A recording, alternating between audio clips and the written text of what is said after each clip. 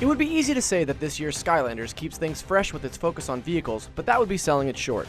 Sure, the most obvious change is that Skylanders SuperChargers features a brand new line of car toys and levels full of fast-paced Mario Kart-esque racing, but it also has some of the most visually appealing and mechanically diverse levels in the entire series, with plenty to explore.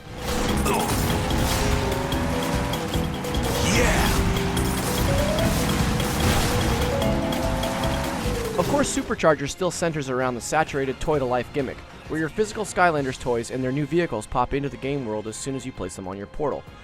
For the first time, these toys are actually articulated too. The wheels on the land vehicle Hot Streak, which came in my SuperChargers starter pack, actually rolls, and the figures are some of the best-looking Skylanders released, meaning they double as great toys. The game also has air and sea vehicles, each with totally unique in-game handling.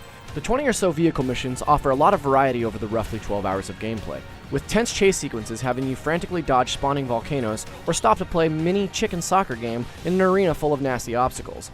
There are some interesting attempts at car platforming, but they tend to rush you towards the end, totally forgetting about all the collectibles you may have missed as a result. Picking those up is kind of what this game is all about, right? The air and sea vehicles, which don't come with the starter packs, are optional extras, similar to how buying extra Skylanders used to be.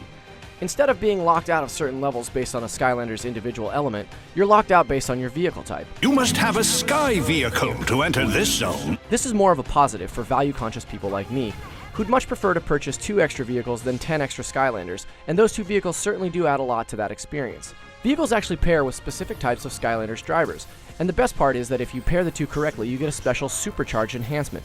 The customization system is very simple though, and really only adds value to the surprisingly fun cooperative play.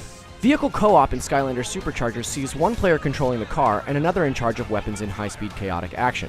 All of the single-player missions can be played co-op too, but some of the item-based puzzles can be difficult when 2 people jump to use those items at the same time and cancel each other out by doing so. It also gets a little frustrating when the fixed camera makes it a little hard for both players to see exactly what they'd like to. Single-player content outside of the vehicle missions focus on kid-friendly button mashing with some basic skill upgrades, with just enough different moves for the mashing to feel purposeful. We do get a surprising variety of beautifully animated enemies, though almost all of them can be approached in the exact same way. In fact, all of Skylanders SuperChargers is beautifully animated. From the genuinely funny, somewhat dorky team of characters who help you along the way, y'all might want to take a step back, to the oddly adorable returning villain Chaos. The story that ties it all together is a bland one, but it's kept afloat by a delightful world. Even the slightly creepier levels are so creatively designed that the vibe doesn't often veer from charming. If that's not enough for you, there's also a hub that you can loosely decorate with legendary items. It houses the kart racing side missions, a store with some admittedly pretty cute purchasable hats for your Skylanders to wear, and more. With 3 different and fun vehicles, and creative levels added to the series' usual simple but fun action platforming, there's certainly no shortage of things to do in Skylanders SuperChargers. That said, both the story and the approaches to boss fights are very predictable, and some things, like vehicle customization, are overly simplified, even considering the young target audience.